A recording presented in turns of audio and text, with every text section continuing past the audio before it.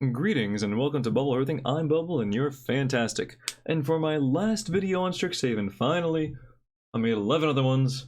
This is number 12, and then we'll be done until the cards actually come out, and then we can play with them, and then I might make some gameplay videos. Maybe we'll see. I'll definitely stream some though. I know. It's like, oh my god, he's gonna stream again? What are the odds? So, we're going to be reviewing the colorless cards. That includes colorless spells as well as lands. So, without further ado, let us get into it. This should be a shorter video. I'm aiming for under 20. Fingers crossed, right? So, let's see. But before we do, are you familiar with the Snarl cycle? The Snarl cycle? Yes, the Snarl cycle. Is that like the Crab cycle? Yes, it is only Crab, but these are only Snarl. Except, they're the new lands we have. This is the rare land cycle we have for Strixhaven. And you know what? They are pretty damn interesting. I like these. As, in this case, this is the green. This is the red and blue. Is it, or if you want to call it Prismari, be my guest. As enters the battlefield, you may reveal an island or mountain card from your hand. If you don't, it enters the battlefield tapped. So if you have an island or mountain, doesn't have to be a basic island or mountain, but I mean, do we have any non-basic ones? Yeah, we do. Then you play this, you can reveal the land, and this comes in untapped. And you know what? I like it, considering we currently have the pathways, which is just one or the other. The fact that this can add, say you have the pathway that is blue-red. You either play it as a blue source or a red source, but not both. Whereas this can tap for either blue or red. Really nice. I feel like this is going to help standard and stuff so much. And if you open one of these in limited, really consider playing those colors because it's really nice mana fixing. Worst case, it's just a tap land. Yeah, I'm super hyped about these. These are going to see a decent amount of play, for sure. Really nice design. And of course, there is one for each of the schools, which is 5. So we have our blue-red, our red-white, our green-black, and our black-white. And our blue-green. And that's it. Okay, so, yep, there we go. We got all of those. Really just super. These are probably going to be like instant crafts in Arena, just because they're great, honestly. I don't know if they're going to replace temples exactly, but they're still super nice. I'm actually going to look forward to opening these in packs, just saying, because it's going to save me wild cards, because these are going to be crafted. Alright, Lorehold Campus. These are common. So, each school has their own campus, as they should. They gotta be somewhere, right? Where are you gonna go? Turns out this thing is huge, but I mean, I don't know if Strixhaven exactly is just the school, or the entire plane. Ravnica's the entire plane, that's a city. So Strixhaven, there could be an entire plane that's a school, and you just go there to learn. And if you end up being a planeswalker, you can leave one day. Otherwise, you are there forever. Wow, that sounds bad. Just let that sink in. Anyway, so the campuses, they all enter tapped and tap for either color of the, the color combination there. Or you can pay 4 and tap and descry 1. So first impression looks like a worse, I'm just going to go through a few of these while I do it, looks like a worse like temple because you have to pay to scry.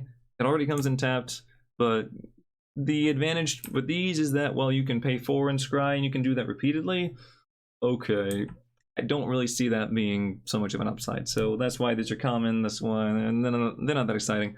I would rather just play a temple and not really worry about, hey, the card in the background. I would rather just play a temple and not really worry about if I get to scry twice with this, though, then it's added value. Yeah, sure, go ahead. Try to get added value off your land for 8 mana. Actually, like 10 mana, because you have to tap the land, too. No, big nope from me. They're okay. If you open these in limited, and they are in your colors, that's cool, but this isn't going to sway me towards the color too much. Whereas the Snarl cycle, which is one of my favorite things, the Snarl cycle, oh my god, it's just so fun to say, is much more of an influential thing when you're making your deck, if you're playing in like a draft. If you're limited, if you're sealed, then you get what you get, obviously. Okay, Archway Commons, look at it, how very common. It's actually a common card, so it's appropriate. This is just your Gateway Plaza sort of thing. Also, what is it, Unknown Shores sort of effect, where enters tapped and you have to pay 1 mana when it enters the battlefield, otherwise it gets sacrificed, and just tap in 1 mana of any color. Cool, nothing wrong with that. If you're playing more than a 2 color, if you're playing more than just 1 color in your limited thing, and you get one of these, usually just run it. There's nothing wrong with that. It's just the mana fixing it offers is pretty solid. If you're playing 3 colors, then you definitely want to run one of these, because otherwise you're going to get screwed at some point. some point you're going to be very unhappy. Yeah, in standard C0 play, we have enough mana fixing. But unlimited is fun.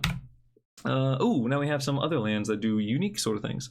We have Access Tunnel. You can tap to add a colorless, or pay 3 and tap it. Target creature with power 3 or less can't be blocked this turn. Ooh, you know what? So this isn't the best combo, but there is that red, actually it might be. There's the red creature with Double Strike, where when it deals combat damage, it's a 1/4. When it deals combat damage to your opponent, you get to like exile an instant or sorcery card from your graveyard, and you can cast it without paying its mana cost this turn. So this enables that, which is like a really strong combo if you get it to work. Oh wow. I could see this in like some kind of mono red and just put huge red spells in there. Which, I mean, the big red things usually have X in them now, which isn't super exciting because you don't really get any value off of casting them for 0. But that's funny. Okay, a little synergy there, kind of cool. Otherwise, not that interesting. Not a whole lot of effects where the creature does damage. I mean, rogues have that sort of thing where they want to punch you and then, you know, you lose cards or you mill or whatever, but they don't really need this to get there. They'll just get there because they fly and they're obnoxious. All right, Hall of Oracles. Ooh, a rare land. What do? You add colorless mana. Yeah, that's enough. You're a waste. No. See, this is. Now, what do you actually do? You can pay 1 and tap, add 1 mana of any color. So you can add colorless or you can filter. And beyond that, tap, put a +1/+1 counter on target creature. Activate only as a sorcery and only if you cast an instant or sorcery spell this turn. Huh. So it kind of gives its own like little magecraft effect. That's kind of neat. I like that. Yeah, that's actually super good. And like the fact that it comes in untapped too is nice. This could easily come in tapped and be very, very boring. This could also easily not have that middle ability where it gives you 1 mana of any color, just, you know, because. So yeah, that's pretty nice. I don't see this seeing any play in standard. It's super slow for what it does. Like, yeah, I can add a single counter on something, okay. And but in limited, yeah, cool card. I would play it if I got it. I wouldn't even worry if I'm playing like 1 or 2 or 3 colors. I would just play this. And probably end up buffing your dudes every now and then. Alright. Oh, the Biblioplex. Is this the weird one? This is the weird one. This is like Library of Alexandria, but it's not. Don't get your hopes up. I may eat those words immediately. We'll see.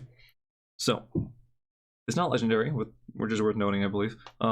It is just and tap to add colorless, or you can pay 2 and tap this. Look at the top card of your library. If it's an instant or sorcery card, you may reveal it and put it into your hand. If you don't put the card into your hand, you may put it in the graveyard. Activate only if you have exactly 0 or 7 cards in hand. That's the whole Library of Alexandria thing. If you don't know, that's an old card where I think if you have exactly 7, you can use this effect to like draw a card or something. It's actually super strong if you get it to work. But let's see. So you have to have 0 or 7 cards in hand. So likely going to be 7 cards in hand because this is more of a slow get some card advantage thing. It's not like I don't really see you playing this in a super aggressive deck. It's like, well, I did all my aggro and then I want to get an instant or sorcery. No, it's like I'm playing control. I've held onto these cards for a while. I'm going to use this to get a counterspell. I'm going to play the counterspell to keep myself at 7, and then next turn I'm going to do this again. Something along those lines, you know. And of course, if you get it down early enough, then you can just trigger it without really worrying too much. Just potentially skipping your first turn or 2 worth of plays to net 1 card, which isn't bad. What else there? Worth noting that you can only add it to your hand if it's instant or sorcery, but if it's not, you can leave it on top of your deck, or you can put it in the graveyard if you don't like it. So you get the surveil option otherwise, which is still good. Yeah, this card's legit. I could see like someone playing 1, probably not 2, but like 1 of these in a control deck and making it work. All right, Biblioplex Assistant. Ah, now we have the creatures. Oh, wow. Okay, my voice just took a dive on that one. Ah, what if instead of just saying like, ah, like a little refreshing thing, I just screamed at the top of my lungs. Ah! Okay, anyway. 4 mana, 2/1 flyer. When it enters the battlefield, that's a gargoyle. Yeah, kind of cool. Enters the battlefield, put up to 1 target instant or sorcery card from your graveyard on top of your library. It's super expensive for what it does. In standard, this is 0 play, of course. In limited, you can maybe, if you have like a couple super strong things, say you're playing with the Prismari cards and you have the really expensive instants and sorceries that, you know, you discard it to draw a card because it has pseudo cycling, and then you use this to get that back when you have more lands later on. Okay, I would never run more than one of these things. I would probably keep it at 0. It's not very good. 1 out of 5 in limited, 0 out of 5 standard. Campus Guide, a 2-mana 2/1. When Campus Guide enters the battlefield, you may search your library for a basic land card, reveal it, then shuffle your library, and put this card on top. Damn, oh, if it was put into your hand, it would be like potentially playable, but it just puts it on top of your library, which means guess what you're gonna draw next turn? A land. If you're playing more than 2 colors, I can consider that because at least it helps mana fix you a little bit if you get stuck. Otherwise, I would never play this card. And in standard, you don't play this kind of card. There's nowhere in Strixhaven I can't find. Where do you need to go? I feel like I would approach this thing like I approached the random like autonomous things in Walmart. Like I saw one, I was like, no thanks. I can find my own rice. Can I help you, sir? I'm just slapping the bags of rice that I found on my own, thank you very much. It's vaguely rice-like. It's a wrist support thingy. It's just, you gotta do it, man. You gotta do it. Okay, if you haven't tried it yet, just try it. It's amazing. If you go to like a Korean or like some kind of foreign, not necessarily a Korean or Asian supermarket, but just like, you know, foreign food market, and they have like the big bags of rice, like, oh my god, and just gotta, you fit so many grains in this bad boy. If you know, you know. Alright, 3. Cody, Vociferous Codex. I believe this is a weird one. 3 mana, 1/4. Legendary artifact creature, construct. You can't cast permanent spells. Which brings you down to instants and sorceries, right? Is that it? Is there anything I'm missing with there? Because planeswalkers are permanent, enchantments are permanent, creatures are permanent. Yeah. Okay, you can pay 4 mana, tap this card, add Wooburg, so you net 1 mana off of it, and you add 1 of every color. When you cast your next spell this turn, exile cards from the top of your library until you exile an instant or sorcery card with lesser mana value. Until end of turn, you may cast that card without paying its mana cost.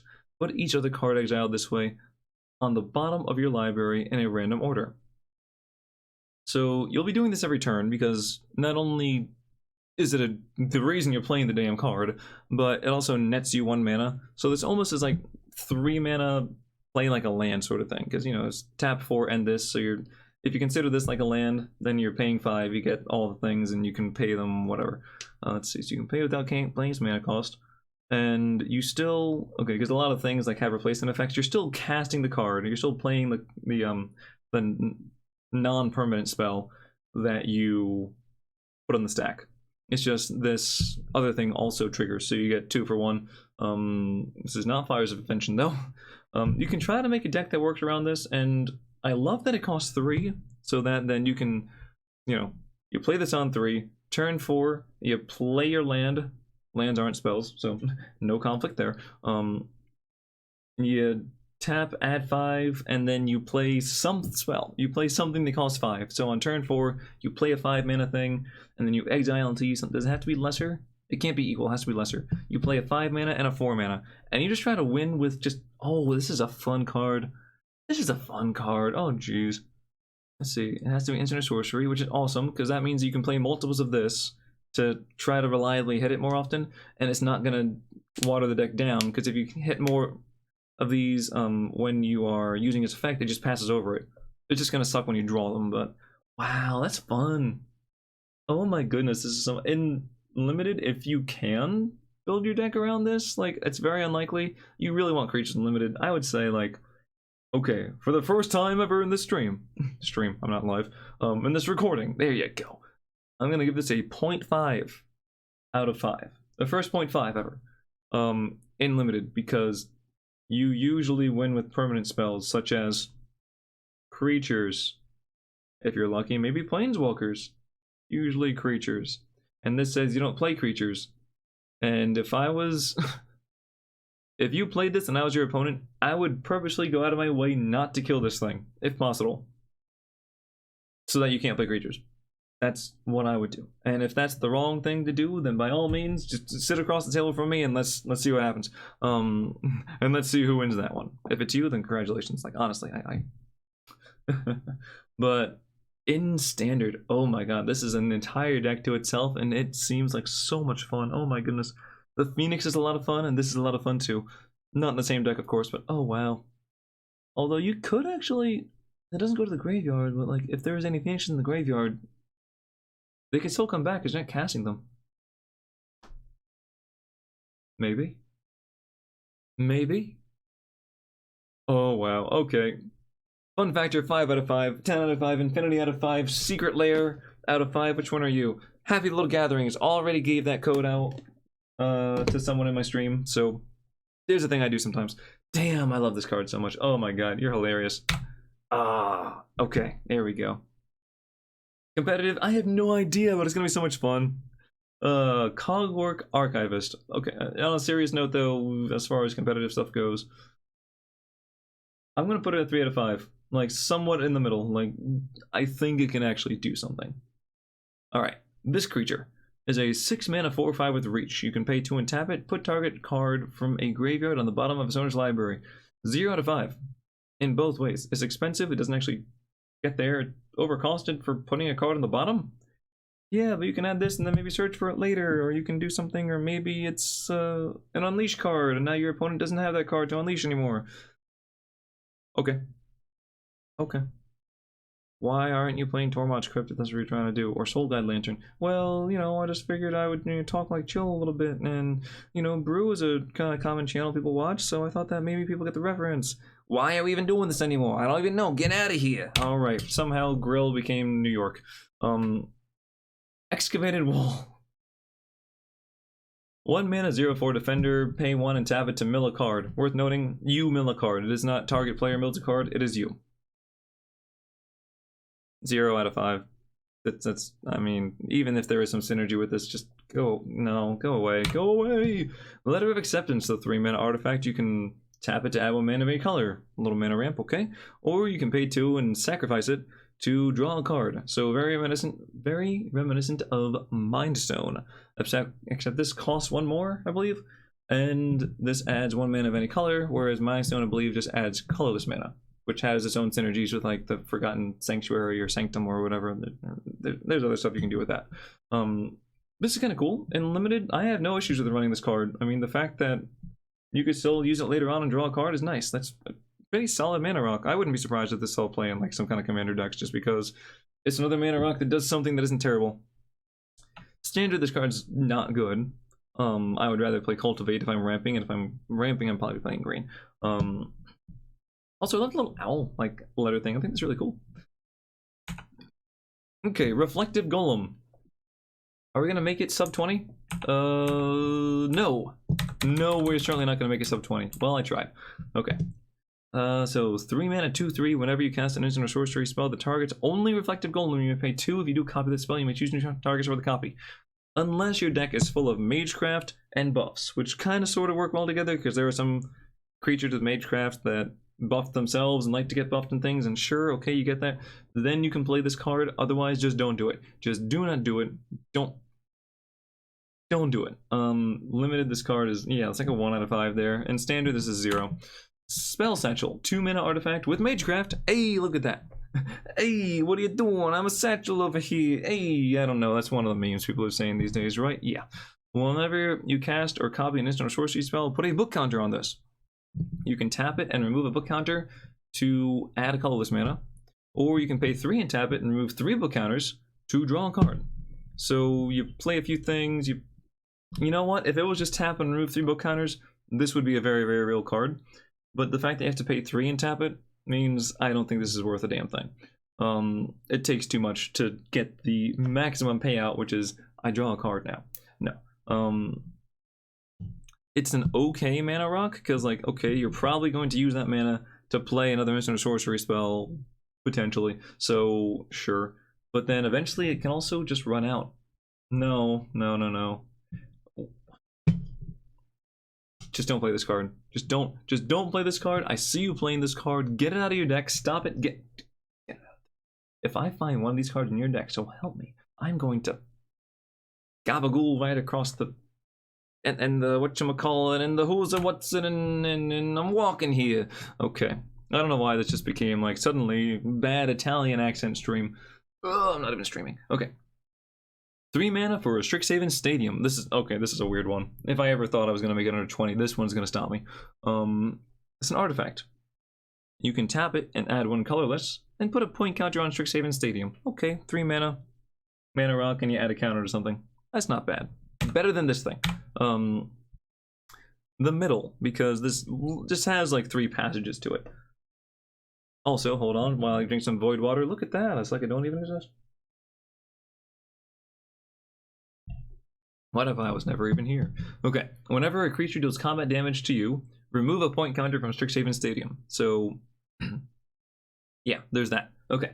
The final one, the big one, with definitely the strangest wording I've ever read on a Magic card recently. Which I guess, I don't know, I've read a few cards, whatever. Whenever a creature you control deals combat damage to an opponent, put a point counter on Strixhaven Stadium. That part we understand. Then, if it has 10 or more point counters on it, remove them all, and that player loses the game. I figured out what they're trying to do here. I don't know how I would have phrased it differently, but it makes you like do a double take and just kind of think like, hold on, what is that? So that player, and then I remove the counter. So my understanding of this card is you want to get 10 point counters on it, right? Once you, because you can just, you know, tap and add point counters generally.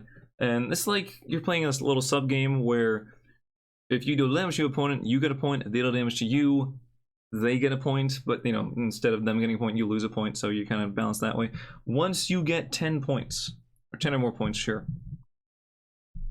How do I phrase this? Okay, so let's say you have 9 points right there. If you manage to deal combat damage again, and you add a point counter to it, then you can remove them all, and the player you dealt the damage to loses the game. Of course, if you have 10, say you have 9 and you tap this to add a point counter, cool. You don't win the game right away. You don't force someone to lose the game right away. It seems like that's only an option that can only trigger when you deal combat damage and add a point counter, not just by adding a point counter. So that last ability has to trigger in order for you to potentially have that alternate win condition. It's very, very strange. I can see... I don't think Mono Red would play this, but I could see them doing it because this is just 3 mana. I'm gonna go wide, and suddenly it's almost like a 9 lives, like reverse effect, where I just have to punch you a few times. Maybe keep one creature back as a blocker so I don't lose the point, and that's it. It's, oh God, for some reason, because of the 10, it reminds me of poison counters, whereas like, guess what? You have half the life you used to have now, just because I'm playing poison. Pardon me there. Oh, wow. This extra paragraph really got to me. Yeah. This is definitely a deck you build around where you want to go wide and see what you do. You can play multiples of these. Let's see. Then if it has 10 or more, so it counts. I don't know why you would play multiples. It ramps, but I don't think you can choose which Strixhaven Stadium you put the counter on. Maybe you can? This is a strange card that I just want to see like in action, and I want to see if they have like a special animation for it because that'd be cool. But it's only rare. It's not mythic rare. Why doesn't Sanctum of All have an animation? Wizards, please do it anyway. I know it's not a top tier card. I want this though. Do this for me. I don't think I need to make a more compelling argument. Sorry, I gotta join the debate team.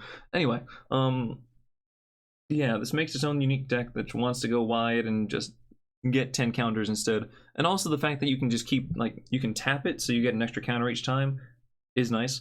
Instead of dealing 10 damage, maybe you only have to you know, connect like 7 times, I think 7 or 8 times. Okay. Yeah, so in limited, I wouldn't play the card so much. I mean, you can if you just want a 3 mana rock, but it's not that good. In standard, this is going to be its own deck. It's going to be weird. And I'm going to put it at 2.5 out of 5.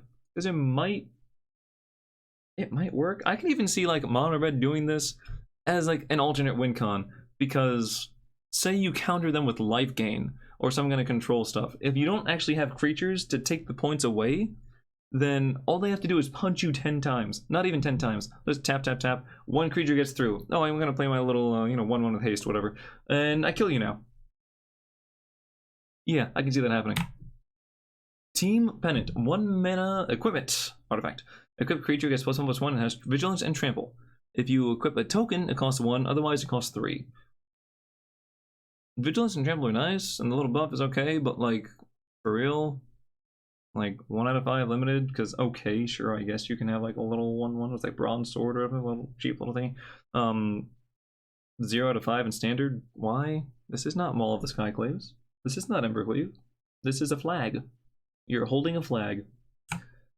Wandering Archaic. This is an interesting card, because it is a double-faced colorless card.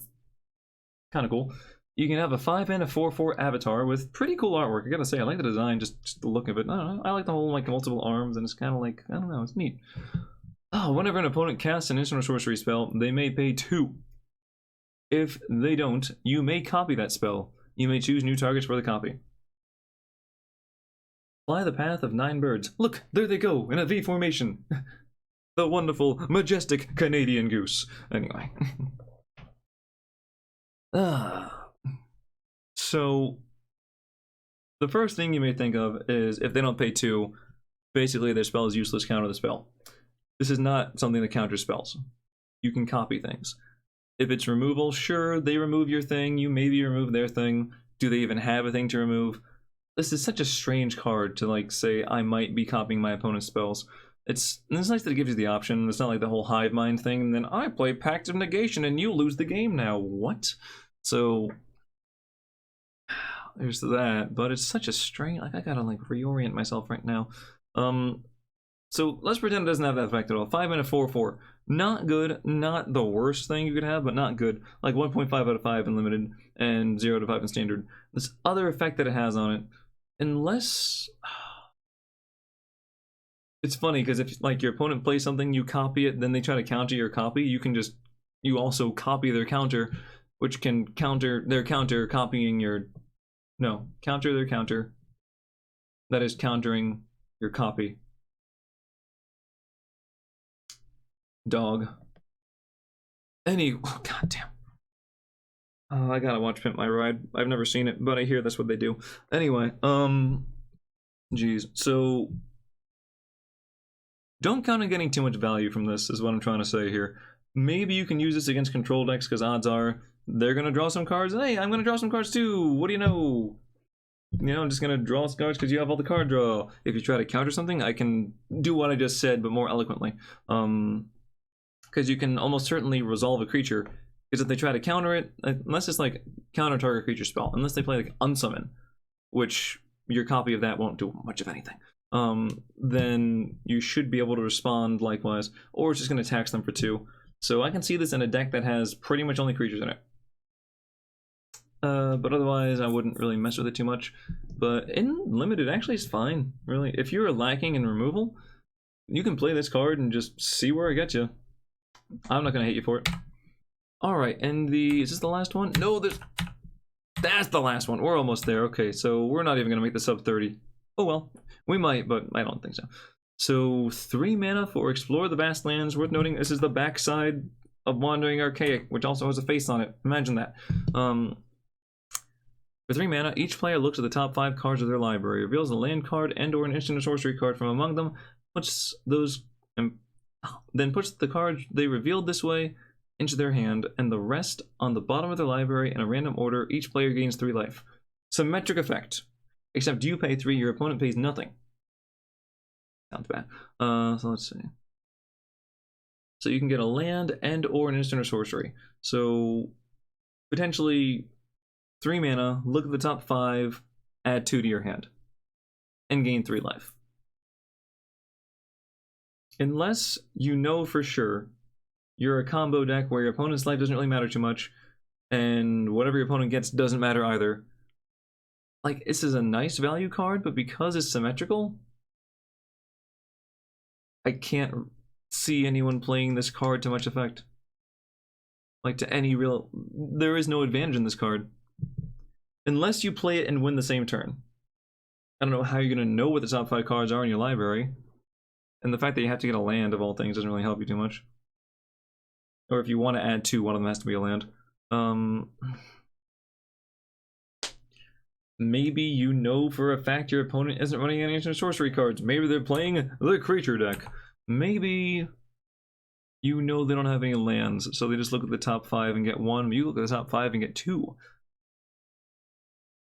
I kind of like the idea behind this, but I don't agree with it at all.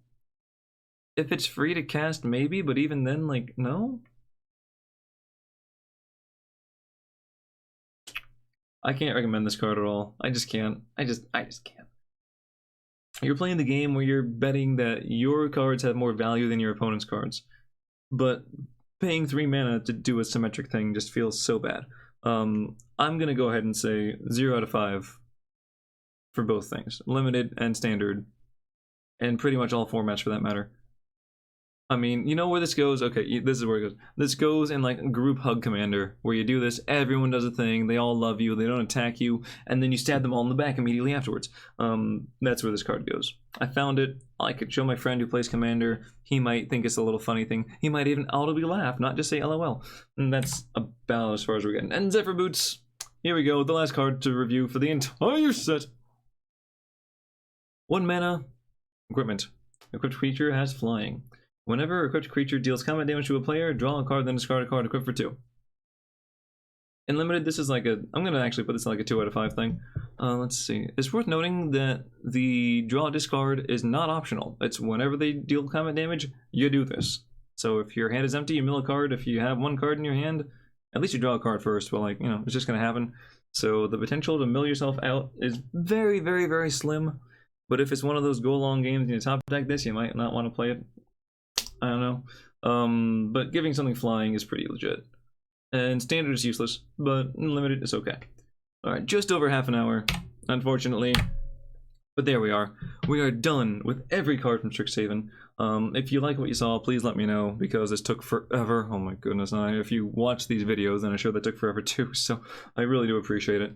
Even if you just watch 1 or 2, I watch Jim Davis quite often. I love his content. I think he's a really good both player and just streamer in general. And he did a similar format where he did like the classes and did the schools and then did the colors and things. And I only watched a few of them just because like I want to see what these colors do, and that's about it because there's so much stuff there. So, you know, same idea. So I understand. That's what I'm trying to say here. But thank you.